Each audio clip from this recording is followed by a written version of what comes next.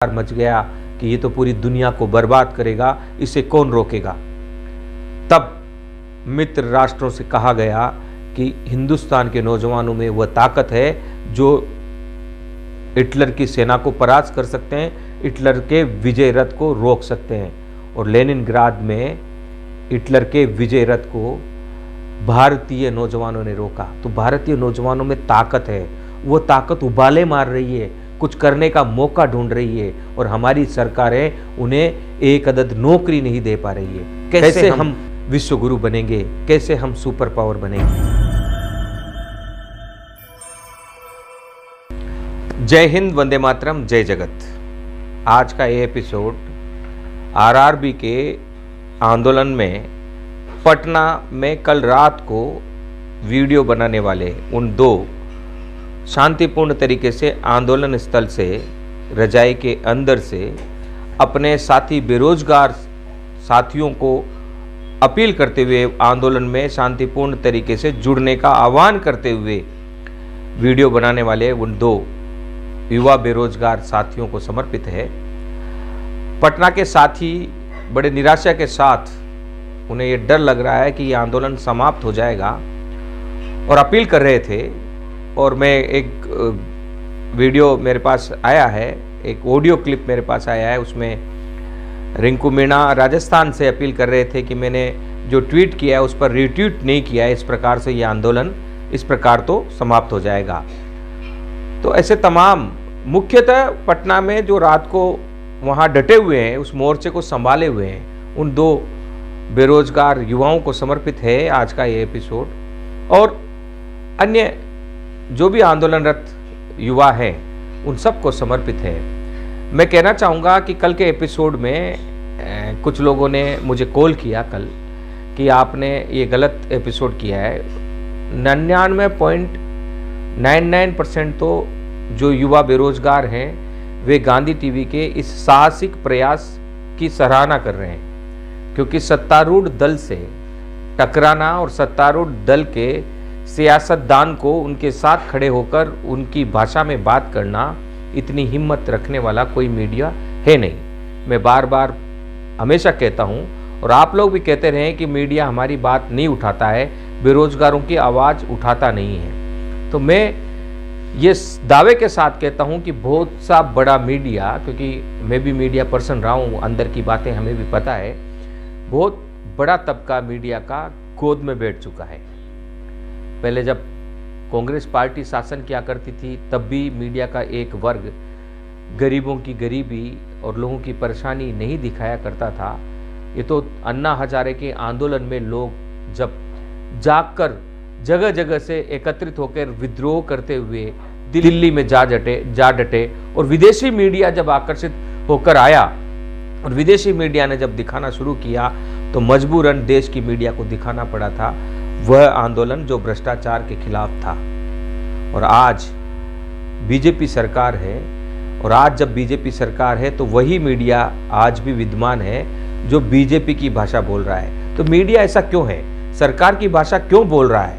क्योंकि सरकार से उन्हें विज्ञापन मिलता है, और अगर गलत खबर दिखाते हैं, सरकार पर कोई गलत असर उस खबर का होता है तो उन पत्रकारों की छुट्टी भी कर दी जाती है। पुण्य प्रसून वाजपेयी, अभिसार शर्मा, तमाम ऐसे लोग हैं, और अभी बहुत से अन्य मीडिया के बड़े दिग्गज पत्रकार अपनी नौकरी से हाथ धो बैठे, या फिर उन्हें डिमोटिव करते हुए उनका डिमोशन कर दिया है, प्रमोशन की जगह उन्हें उनके स्थान से छोटा करके छोटे पायदान पर भेज दिया है। तो ये जो झगड़ा है मीडिया का और सत्तारूढ़ दल का हमेशा होता रहा है, चाहे कांग्रेस सत्ता में रही हो या फिर आज जब बीजेपी सत्ता में है। हम सच को सच की तरह पेश करते हैं। कल खबर हमने दी थी, तो सबसे पहली बात तो आज हम सुधार करना चाहते हैं। 8000 लोग कल आंदोलन में प्रभावित थे और 8000 स्टैंड बाई लेने हैं सरकार को। हम सरकार से सीधा सवाल पूछते हैं कि जब आप लाखों की भर्तियां खोल रहे हैं तो इन 8000 लोगों का क्या कसूर? इन्होंने तो परीक्षा भी पास कर ली है, आपको कितना फायदा होगी और इनको इनकी बेरोजगारी से मुक्ति मिलेगी। 8000 लोगों को जो योग्य हैं, जो योग्यता के तमाम मापदंडों को पास कर चुके हैं, परीक्षा उत्तीर्ण कर चुके हैं, मेडिकल फिट हैं और वे आपकी कृपा के पात्र हैं। और सबसे बड़ी चीज़, उनमें से बहुत से लोग ओवरेज के कगार पर हैं। गांधी टीवी ने ये बात पहले भी उठाई थी कि कई लोगों की घर में बहनें शादी के इंतज़ार में हैं, कई लोगों के माँ बाप उनके बेटों के, कहीं की 30 वर्ष हो गई, कहीं की 33 वर्ष हो गई, शादी के लिए एक अदद नौकरी का इंतज़ार कर रहे हैं। हम मोदी जी से सीधे सवाल पूछते हैं कि आप 1 लाख लोगों को नौकरी देने का दावा कर रहे हैं, रेलवे में 1 लाख से भी अधिक पद हर साल खाली करने की बात कर रहे हैं, तो हम आपकी बात पर कैसे विश्वास करें? क्योंकि जब 8,000 लोग जो नियुक्ति पत्र का इंतजार कर रहे हैं, जिन्हें आप नियुक्ति पत्र ही नहीं दे रहे हैं, तो 1 लाख लोगों को कहां से नौकरी दे दोगे? अगर आप अपने आप को सच्चा साबित करना चाहते हैं, आप बेरोजगारों के मन में बसना चाहते हैं, देश के हम जैसे सच्चे पत्रकारों के मन में बसना चाहते हैं, तो आज ये 8,000 नौकरी देना आपके लिए अग्नि परीक्षा है। इन 8,000 स्टैंड बाई बेरोजगारों को नौकरी दीजिए और अपने आप को खरा साबित कीजिए, वरना हम भी आपको जुमलेबाज ही समझेंगे। क्योंकि जिनको नौकरी दी जा रही है वो तो हमें दिखाई नहीं दे रहे हैं, लेकिन जो 8,000 बच्चे हैं जो जगह जगह पर आंदोलन कर रहे हैं, जगह जगह पर जब आपके रेल मंत्री आते हैं तो दौड़ कर जाते हैं। आपको पता है बेरोजगार कैसे जीते हैं? कभी कभार बेरोजगार जो बाहर कमरा लेकर कोचिंग की तैयारी करते हैं और जब उनके पास खाना समाप्त हो जाता है, आटा दाल राशन समाप्त हो जाता है, तो वे किसी अपने दोस्त से कहते हैं कि यार मेरे घर में अब राशन 2 दिन बाद ही आएगा, 2 दिन के लिए तेरे घर पर आता हूँ और मैं तेरा खाना बना दूंगा तो मुझे भी खिला देना।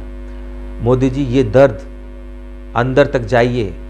जो कोचिंग कर रहे हैं गरीब छात्र और मध्यम दर्जे के छात्र, उनके दर्द को समझिए।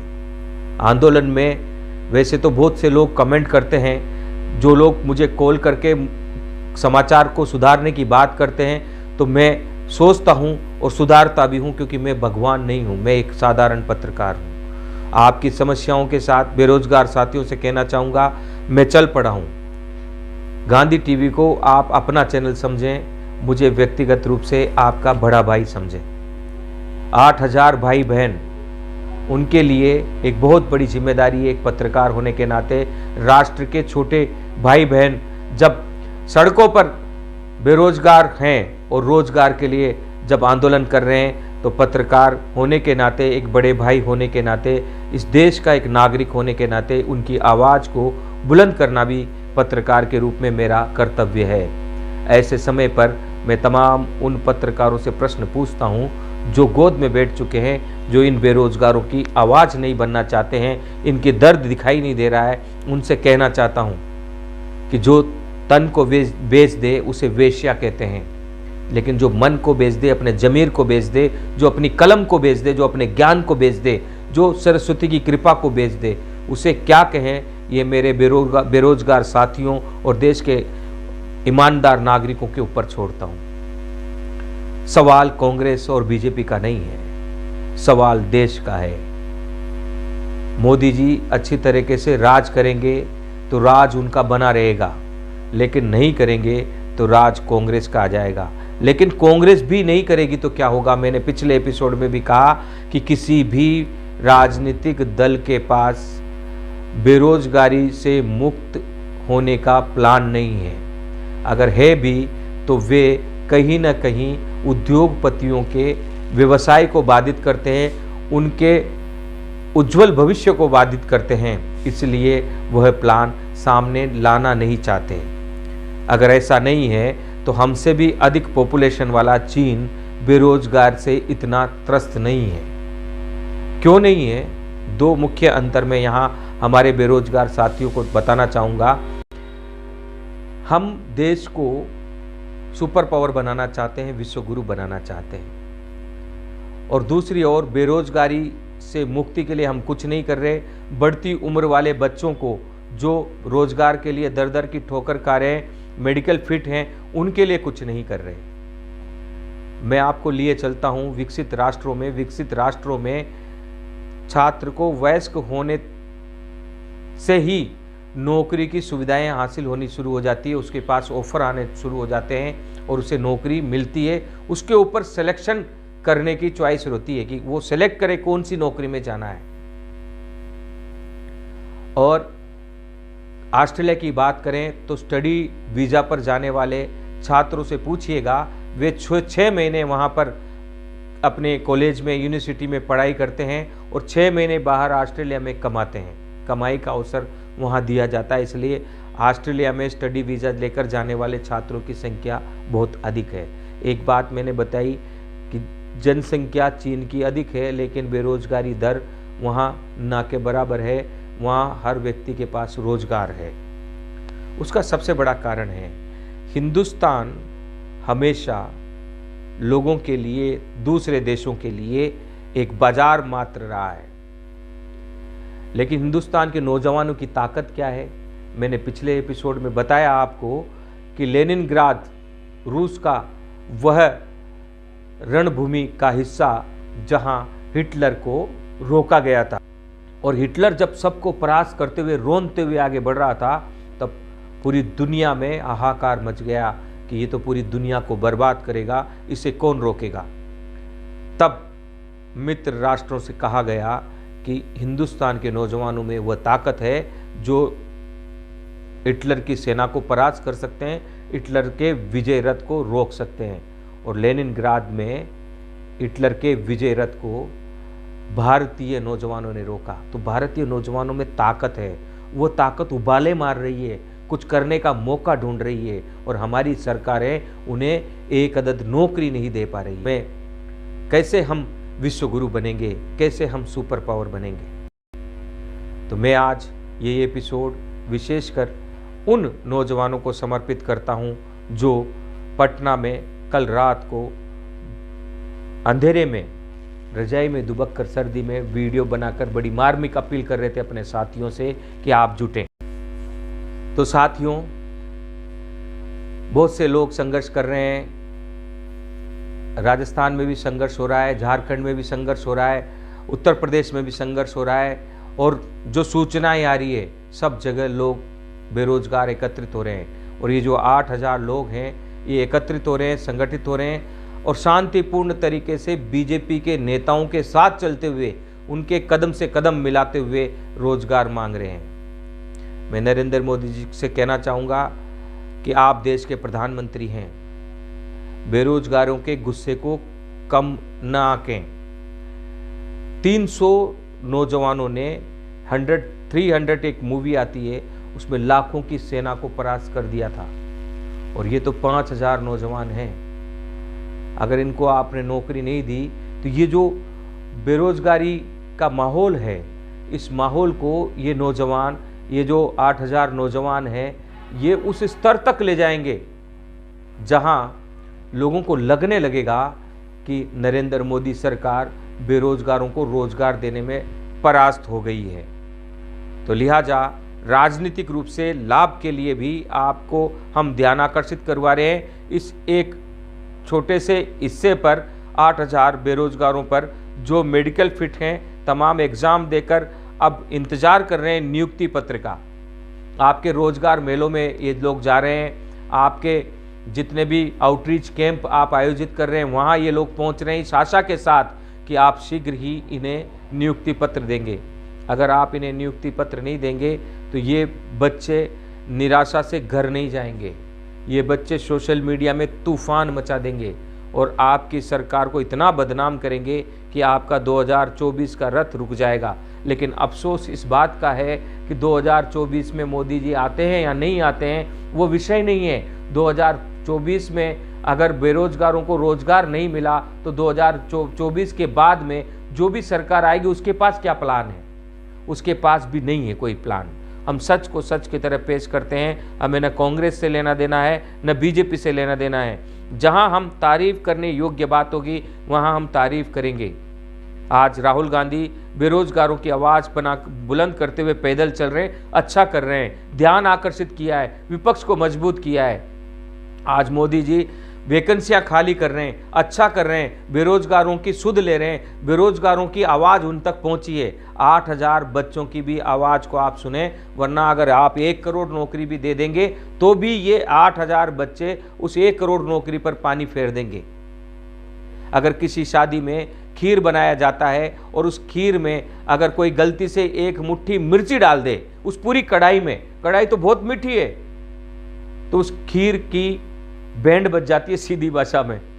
तो ये आप खीर बना रहे हैं बेरोजगारों को रोजगार देते हुए, और उस खीर में कहीं ये 8,000 बच्चे कुछ कंकर न डाल दें और पूरी खीर को बिगाड़ न दें। मोदी जी इसलिए वक्त रहते इन बच्चों की ओर ध्यान दें और इन्हें एक अच्छा भविष्य बनाने का अवसर प्रदान करें। 8,000 बच्चे, एक बच्चा लगभग 20 लोगों से संपर्क रखता है, उसका परिवार छोटा मोटा बड़ा, काका मामा बाबा चाचा सबको मिलाकर कम से कम 20 लोगों से संपर्क रखता है। तो 8,000 अगर 20 लोगों तक संपर्क रखता है तो लगभग 1.5 लाख से भी अधिक नागरिक आपके शुक्रगुजार होंगे, आपके आने वाले समय में प्रचारक बनेंगे।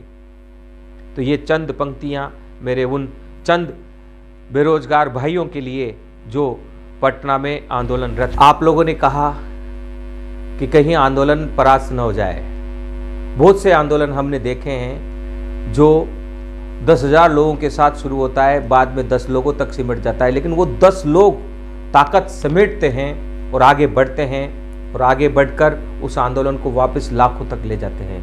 तो हिम्मत ना हारिएगा। ये पंक्ति आप तमाम उन बेरोजगार छात्रों के लिए जो घर से निकलकर लोगों के साथ संघर्ष कर रहे हैं और जो घर पे पड़े हैं उनसे भी निवेदन करूंगा, व्हाट्सएप यूनिवर्सिटी से निकलिए, अपने उन भाई बहनों के साथ आकर खड़े होइए जो मैदानों में चल रहे हैं, जो सड़कों पर चल रहे हैं और जो सड़कों पर रातों को आपके लिए धरने पर बैठे हैं। बहुत से लोग व्हाट्सएप पर मुझे भी सुझाव देते हैं, तो मैं सबसे पहले उनसे यही पूछता हूं कि भाई आप किस आंदोलन स्थल से बोल रहे हैं, किस आंदोलनकर्ता ग्रुप से जुड़े हुए हैं। बोलते हैं हम घर से बोल रहे हैं। मैंने कहा फिर मैं आपसे बात नहीं करूंगा, क्योंकि आप घर से बोल रहे हैं, आपको खुद को पता नहीं है कि आंदोलन में क्या दिक्कत आ रही है, आंदोलन को किस तरीके से लेकर चलना है। ऐसे लोग गांधी टीवी के प्रयास को भी विफल करने की कोशिश करते हैं। ऐसे लोगों से मैं निवेदन करना चाहूँगा कि वे पहले आंदोलनकर्ता लोगों के साथ जाकर बैठें, उनसे बात करें। आंदोलनकर्ता अगर हमें फ़ोन करते हैं तो जिस दिन आंदोलनकर्ता कहेंगे उस दिन हम इस आंदोलन की खबर को चलाना ही बंद कर देंगे।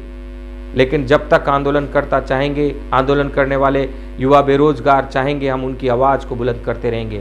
फिलहाल बढ़िया है, आप सुझाव देते हैं, हम उसको अमल में भी लाने की कोशिश करते हैं। हम भी इंसान हैं, कहीं गलती हो जाती है तो आप सुझाव देते रहिए, हम उसको अमल में लाते रहेंगे। आप और हम मिलकर आपके लिए जो लड़ाई लड़ी जा रही है वो आपके लिए नहीं है, हिंदुस्तान के भविष्य के लिए उसको लड़ते रहेंगे और जीतते रहेंगे और हिंदुस्तान को विश्व गुरु की ओर बढ़ाते रहेंगे।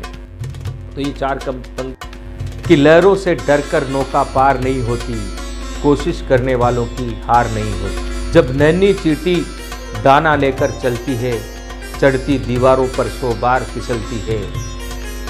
मन का विश्वास रगों में साहस भरता है, चढ़कर गिरना गिरकर चढ़ना न अखरता है। आखिर उसकी मेहनत बेकार नहीं होती, कोशिश करने वालों की हार नहीं। डुबकियां सिंधु में गोताखोर लगाता है, डुबकियां सिंधु में गोताखोर लगाता है, जा जाकर खाली हाथ लौटकर आता है। मिलते नहीं सहज ही मोती गहरे पानी में, मिलते नहीं सहज ही मोती गहरे पानी। मुट्ठी उसकी खाली हर बार नहीं होती, कोशिश करने वालों की हार नहीं होती, कोशिश करने वालों की हार नहीं होती। जो युवा बेरोजगार शांतिपूर्ण संघर्ष कर रहे हैं और उन्हें जिन्हें लग रहा है कि ये आंदोलन अब समाप्त हो जाएगा, या जो घर में बैठे हैं उन्हें लग रहा है कि आंदोलन समाप्त हो जाएगा, ये शांतिपूर्ण आंदोलन समाप्त नहीं होगा। क्योंकि बेरोजगारी की समस्या जब तक समाप्त नहीं होगी तब तक हम जैसे पत्रकार आगे बढ़ते रहेंगे और आवाज़ को बुलंद करते रहेंगे।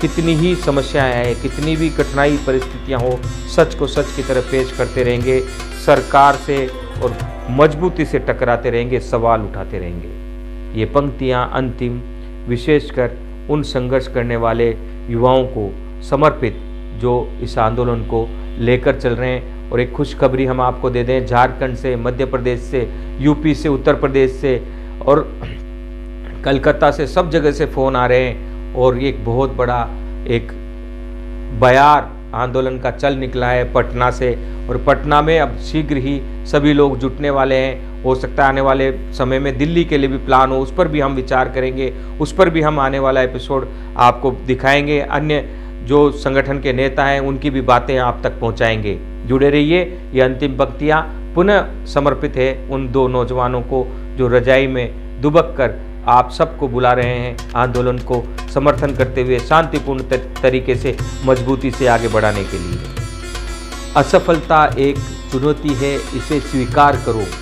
असफलता एक चुनौती है, इसे स्वीकार करो तुम। जब तक न सफल हो नींद चैन को त्यागो तुम। जब तक न सफल हो नींद चैन को त्यागो तुम। संघर्ष का मैदान छोड़कर मत भागो तुम। संघर्ष का मैदान छोड़कर मत भागो तुम। कुछ किए बिना ही जय जयकार नहीं होती, कोशिश करने वालों की हार नहीं होती। गांधी टीवी एक चैनल नहीं, राष्ट्र निर्माण का मिशन है। आप इसे आगे बढ़ाएं, सब्सक्राइब करें, लाइक करें। और किसी साथी ने कहा कि हम यूट्यूबर जो बाहर के हैं उन्हें न जोड़ें। मैं उन साथी से निवेदन करता हूं कि आप मेरे बारे में कम जानते हैं। आपके देश में, आपके जेब में जो आधार है उसको नाम देने वाला पत्रकार ये सामने आपके खड़ा है, अनीश कुमार नाडार। उस स्थिति में जाने के बाद भी मैंने कभी किसी राजनीतिक दल को ज्वाइन नहीं किया। कुछ कदम चलने के बाद मुझे लगा कि पत्रकारिता ही एक ऐसा माध्यम है जिसके जरिए मैं देश के नौजवानों के लिए लड़ सकता हूँ, देश की बेरोजगारी के लिए लड़ सकता हूँ, आवाज़ बुलंद कर सकता हूँ हर कोने पर। एक और बात कहूँगा, पत्रकारिता के रूप में एक हमारी एक एजेंसी भी है गांधी टीवी। अगर आपको लगता है कि कहीं सभी तमाम पत्र पत्रिकाओं में, टीवी चैनलों में आपकी खबर आए तो हम आपको कंसल्टेंसी देने का काम भी करते हैं।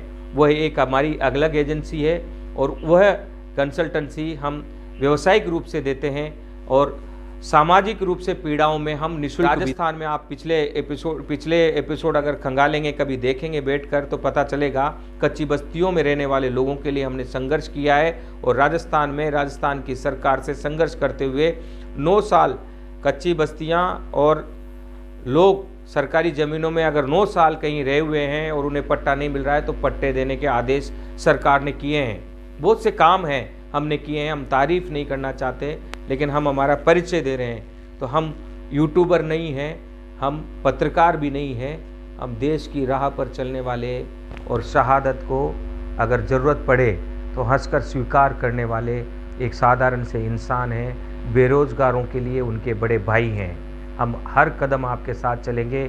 कभी गलत करें तो पर्सनल आप मुझे फ़ोन कर लें और फ़ोन करके मुझे बताएं कि आप भाई साहब ये गलती कर रहे हो, आप इसको इस तरीके से सुधार सकते हैं। मैं भगवान नहीं हूँ, मैं अपने आप को बहुत बड़ा ज्ञानवान नहीं बताता, गलतियाँ मुझसे भी होती हैं, लेकिन मेरे मन में जो भावना है उसकी कद्र करें। और भावना यही है सीधे बेरोज़गारों के लिए और देश के लिए कि बेरोज़गार मुक्त भारत हुए बगैर देश विश्वगुरु नहीं बन सकता। और न सत्तारूढ़ दल और न ही विपक्ष किसी के पास बेरोज़गार मुक्त करने का प्लान नहीं है। चैनल को सब्सक्राइब करें, लाइक करें, फॉरवर्ड करें। जय हिंद, वंदे मातरम, जय जगत।